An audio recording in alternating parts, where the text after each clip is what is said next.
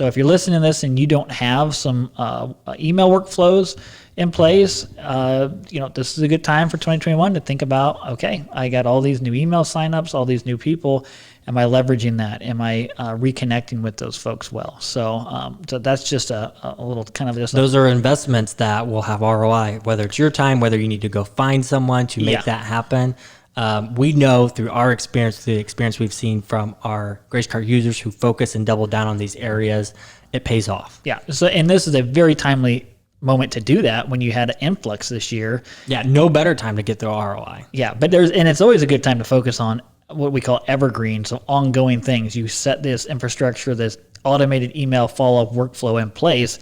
It's in place. It's working for you. Whether you're sending emails out or not each week, the workflow is at least in place and working for you. You're listening to Grace Cast, a show that shares the secrets to selling perishable food products online.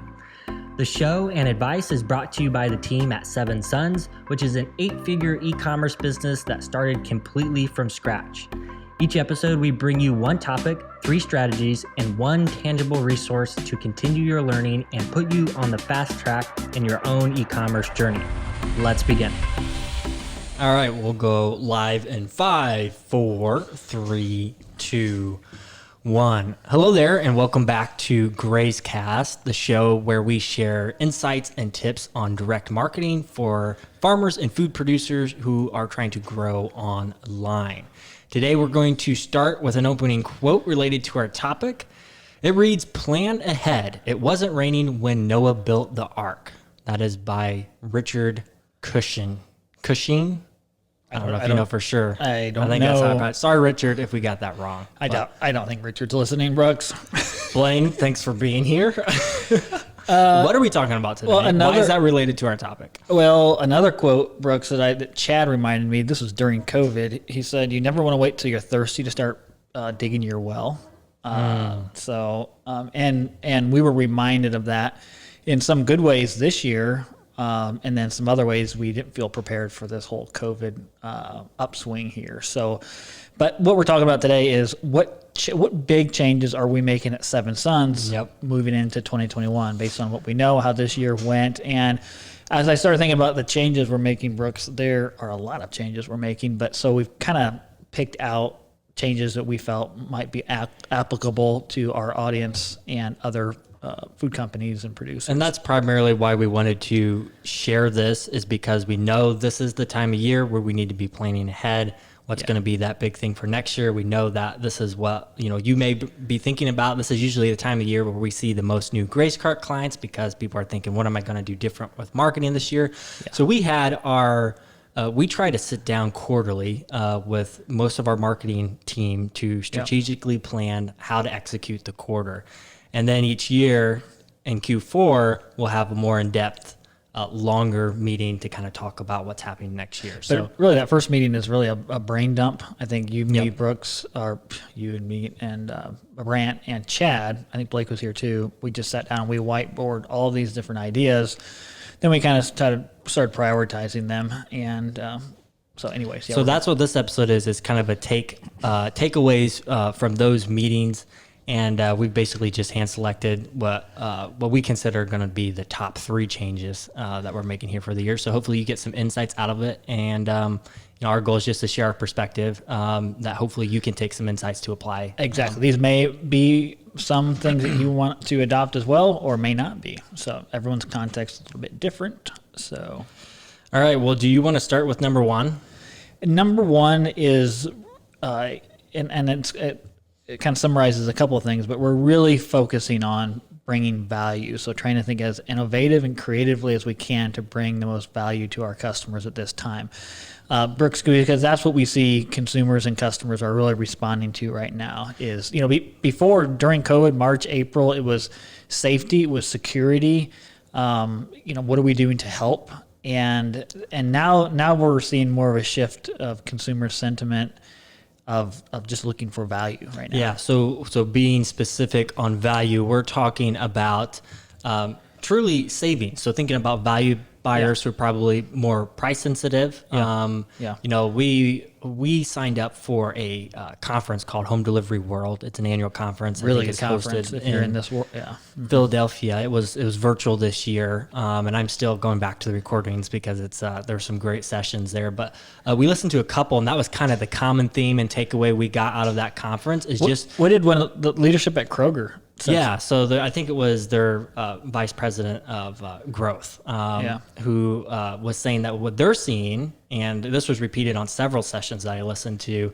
What everyone saw was the boom, right? The e-commerce boom. Everyone's buying online. That happened through March and April, kind of through May, and it was just astronomical. Yep. Okay, then we kind of saw, everything kind of fall off, simmer down, but they said there's a new boom that they're seeing now, and that boom is the trend towards value buying. So people are shifting their buying habits towards, a value brand. So like they gave examples of, Old Navy. And some of these more, price friendly options and brands are just on the rise. They're skyrocketing, and then the luxury brands are hurting. They were actually, a lot of them were on the decline. The charts that they were showing in that presentation. Yeah. And I think they even mentioned that some polling they had done, that they had found that a lot of consumers, or most consumers, I can't remember the exact number, were saying that they felt budget constraints through this year. And so it's easy to see why, that shift is taking place.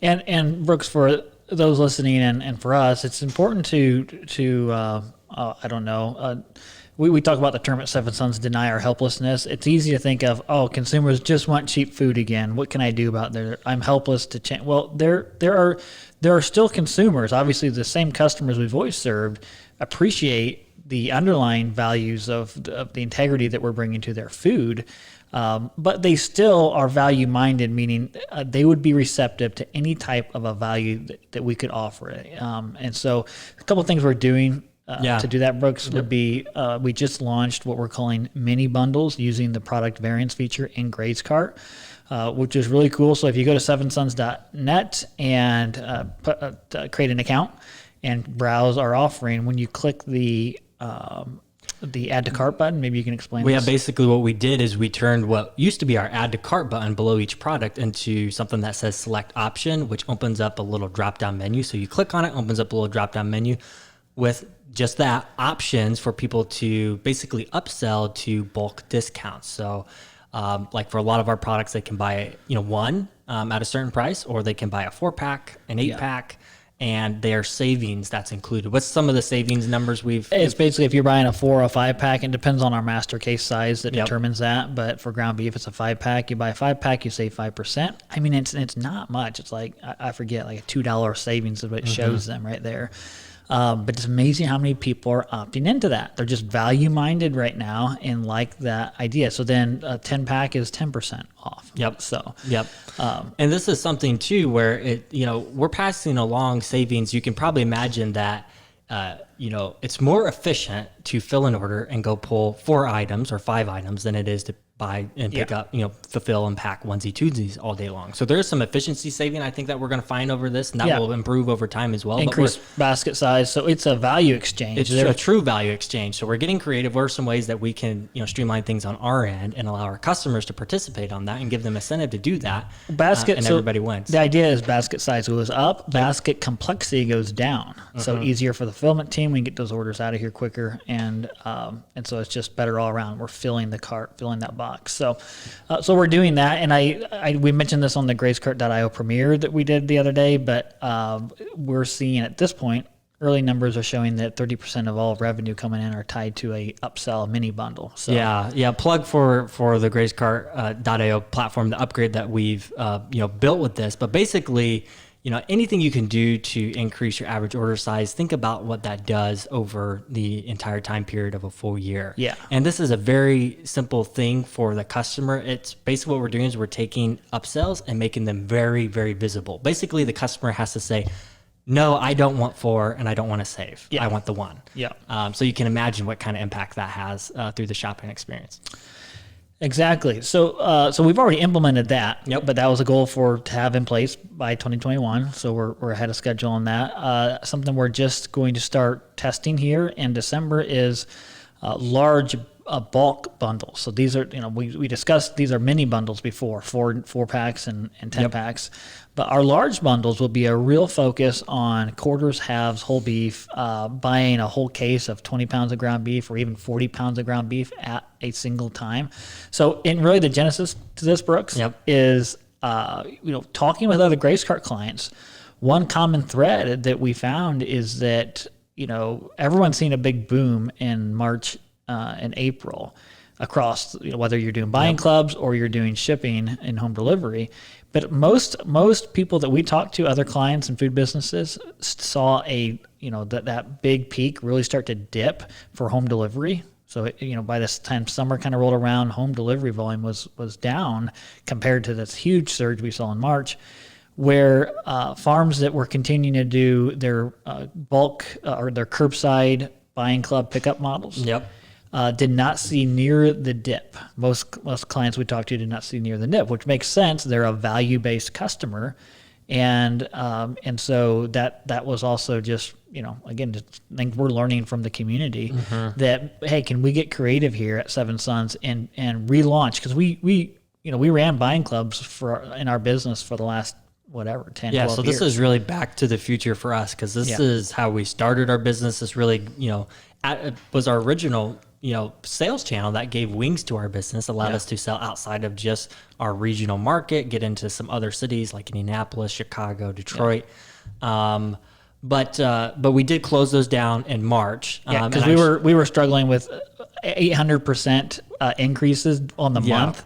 And we had to simplify. And what happened over time, Brooks, is our buying club and model and our home delivery model really didn't show a value differentiation. They really kind of morphed into one price point. We really weren't offering a better value for a curbside pickup location versus home delivery.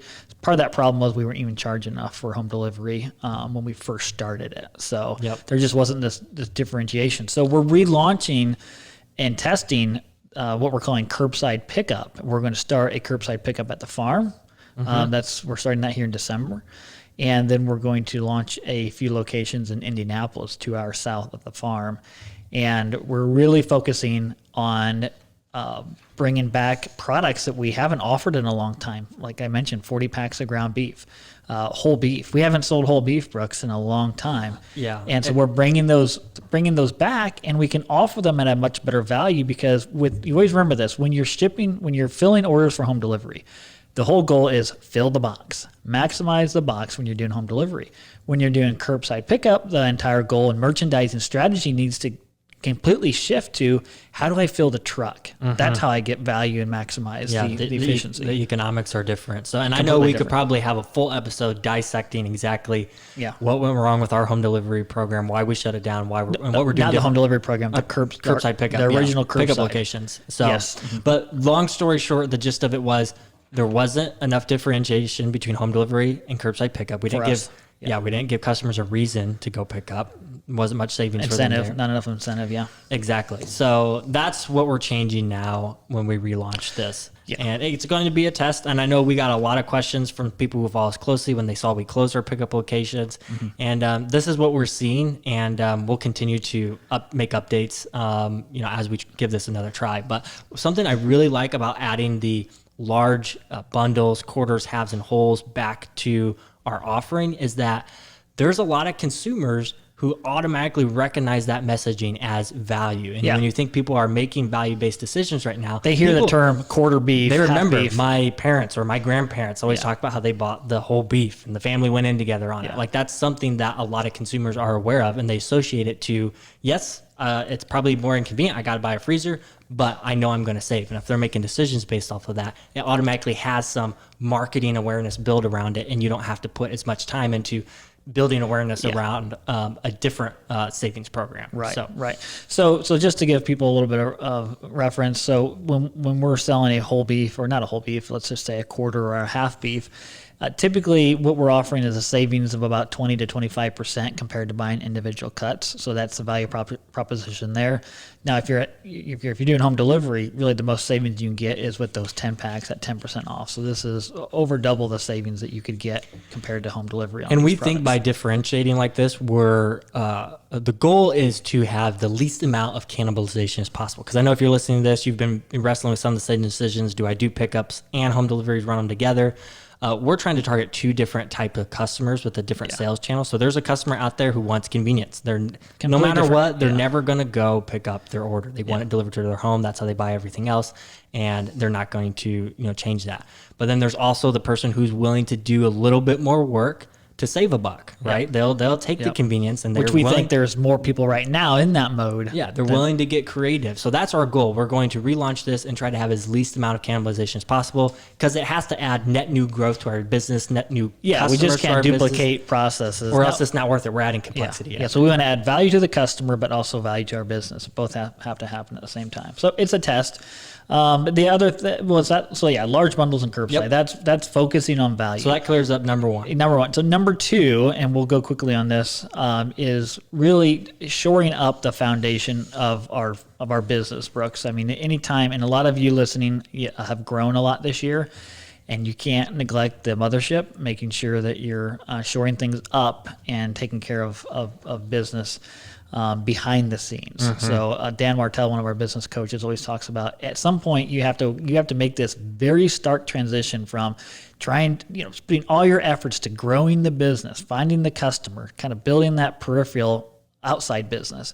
And then at some point you have to make a complete pivot and you start building the business inside the business. So so now your customers are actually your staff, your managers. Those are your customers that you're putting your attention towards, and then those people then focus on the customer. So anyways, so we're really shoring up the foundation, Brooks.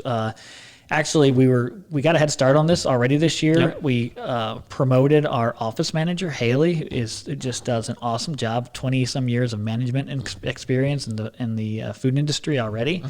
She came to us as a customer service rep, and quickly we promoted her to office manager. And I'm incredibly proud of her. Haley gets it done. Shout out to Haley. She's not going to listen to this. She thinks this is goofy in here. Yeah, because she's so focused on getting things done. Like, why would I sit down for a podcast? But anyway, we promoted her then just a couple months ago to general manager here for the fulfillment operation. So that's going to free up a lot of Blaine and I's time to focus more on business development and spending more time on Grace Part of this podcast. What we're doing here has come out of that decision. Same thing. We snagged a warehouse manager from Walmart, and so we brought in a warehouse manager with experience from Walmart, and we're at week 6, I think. With that new hire, and really excited. We just had our big review with everybody and him, and that was really. We're also implementing making some technology investments this year when we talk about shoring up the foundation. So through COVID, we've seen a lot of growth, which has been a good thing. We've been grateful for the challenge, but it has added a challenge as well when it comes to managing operations, fulfillment, inventory. So basically what we've done is we are going on a project to implement warehouse management and inventory control software, which is quite an investment. Investment of money and time. Yes. Yes.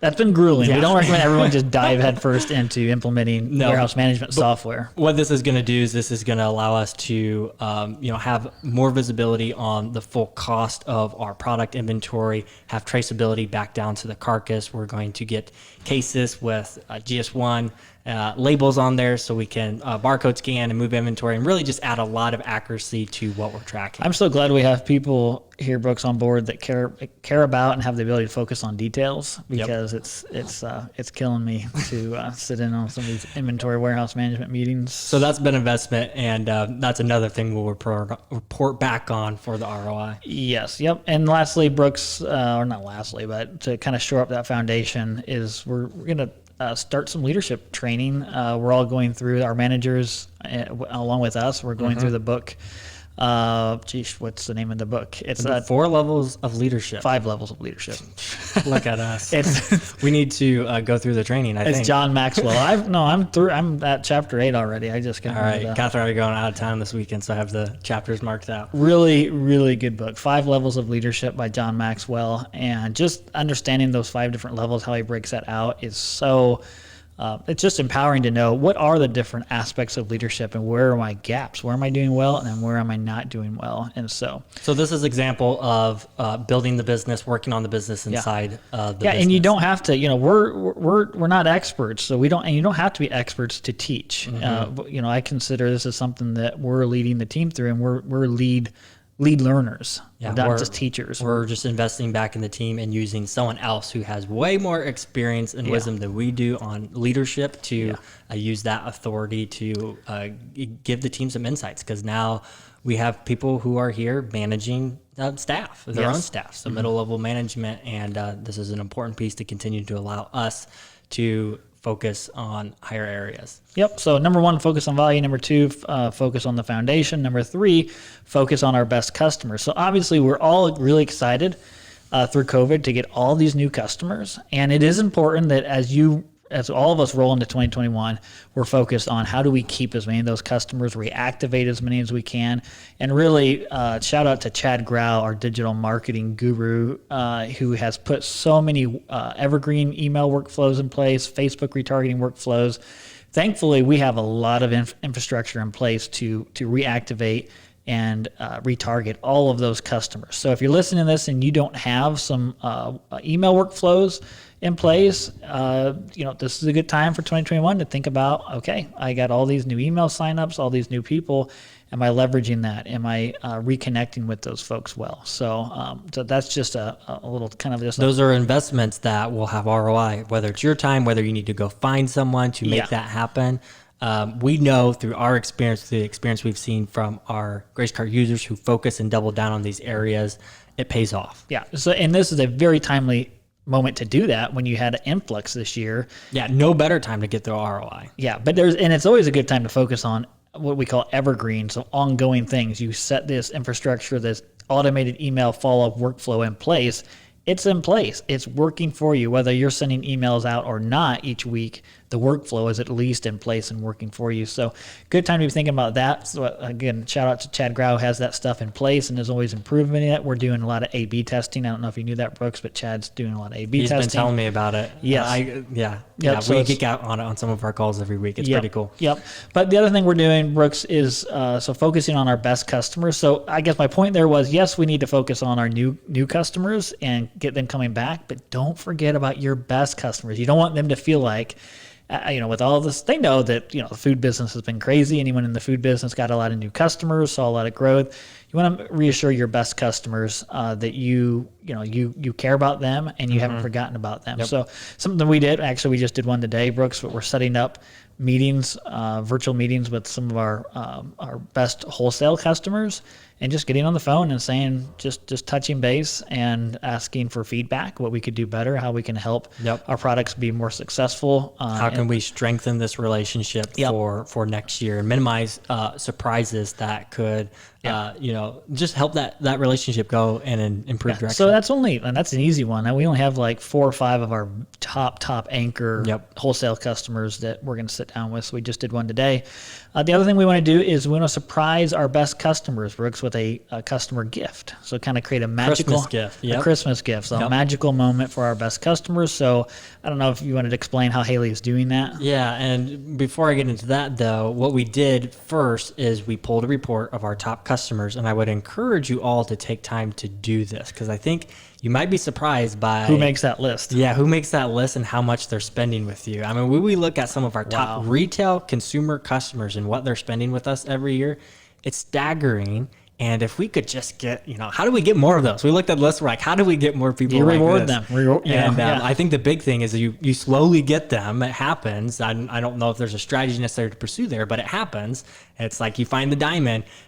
What you don't want to do is you don't want to lose the diamond. So that's what we're trying to do here. Yeah. Just with some extra things that we can say, hey, we know you're loyal, you're a VIP member, and we want to recognize that. So basically what we're doing is we pulled that list, hand selected some customers. We're going to basically ship them products. So we're picking out some really fun items, some of our more exclusive type cuts that Probably they won't have access to. $100, $150 value. Somewhere around that. So it is a surprise. We do have to contact the customers to make sure that they're going to be home with it being perishable product. So they'll get a little hint towards a surprise. But Haley's reaching out to those customers to schedule deliveries, and we just run them through our normal process and program. We have not done this before. I'm surprised we haven't, but I'm interested to see the type of feedback we get from it. Yep. And then lastly, you could always do swag as well. I know, sending out the actual product might be a little bit more work, a little bit more investment, but maybe it's just logo wear. If you have logo wear or something like that, that's a very low cost investment to say, hey, we appreciate you. Actually, I think, Brooks, we'll see how this goes, but I recommend, we can talk to Haley about this, but getting a little more strategic. So maybe our top 10 customers get these really awesome gifts. Maybe we open it up to the top 100 customers that maybe get a t-shirt or some swag. So that might be a way to stair step it. Brainstorming right here on the podcast. Okay, I guess lastly, Brooks, I was thinking the other day about our referral feature in Gray's Cart, where you can set up it's a customer referral link, basically, so you can create your own referral program. So it's actually a native feature we built in Gray's Cart a long time ago. We have utilized it early on when we first built it, and really haven't pushed it that hard in the past. I know there are clients who have had a lot of success with it. We've experimented, we've sent an email out or included in emails that say, hey, if you refer somebody, you get $5, and goodness, and they get $5. $5. Here's what I think about that. Yep, $5. That's not that great, Glenn. You gotta give me more than that. Yeah, and it's never really worked that great for us. But there's another company in our region here that does home delivery, Brooks. They're based out of Indianapolis, and I've noticed over the years they have used that referral program like that over and over, except they got a lot more aggressive. They're $20 as a gift to the customer, and the $20 to each party, the person who referred and the new customer. But what they did with that is they only did it for a certain period, so it's kind of like a launch. So for the month of this, I think we'll try it in January. So month of January only, refer a customer, you get 20, they get 20, and it ends at the end of January. You remind people, create that buzz about it. So, they've done it successfully. This company I'm talking about has done it successfully over and over. We're going to give it a try. What's so great about referrals is we know that we're in a trust-based business, a relationship business, and a retention business. And who better to transfer trust to a new customer than an independent party like a current customer, right? They already have a relationship with that person. Maybe it's a family friend or something like that. They're able to transfer that trust of, I've had a great experience with these people. I think you'd really like it and enjoy it, versus us having to go out and market and find new customers. So leverage, your best allies are your best customers. And that's, with the referral tool that we have in Gray's Cart, that makes it easy to manage, but there's a lot of creative ways to go around this. I know David Boatwright, one of our clients from Missouri, Boonville, Missouri. So they tried a program called Free Eggs for a Friend. They had a surplus of eggs, and they made those available as a product on their website that was called Free Eggs for a Friend. And it just had simple messaging on them there that said, hey, these are, we have a surplus of eggs, so our loss is your gain. Feel free to grab a dozen and give it to a friend. Had a little disclaimer on there that said, we ask that if you do buy these items, that you actually give it to a friend. And you know what? They probably have a few people who abuse it, but it's going to be minimal enough. I know they had great results with that program. So another creative way to go about that, to turn waste into advertising. Successfully clues. David is building an incredible business. So David and Mariah, shout out to them. Fed from the Farm is the name of their business. Fedforthefarm.com. Check it out. All right, Brooks, that kind of wraps up the kind of the three big changes that we're making and that we wanted to share with everyone that maybe that would inspire folks listening. So hopefully you guys have gained some insights from this. And, we appreciate you listening to another episode. What we want to do here at the end is, if you guys enjoyed what we had to share and kind of talk about, go ahead. I did some research on this. Subscribe to the show if you're listening to it on whatever podcast platform you're listening. That's actually the best way to boost the show and the algorithm. Oh, okay. And that would be something that we appreciate. That allow us to continue to invest in time and sharing insights that we learned, having some really cool people come on the show as well. Yep. So the two best things you can help spread the message and help keep this going would be to subscribe. If you're watching on YouTube, subscribe and share the episode as well. So cool. All right. That's it. Okay. We're done. We're done. All right.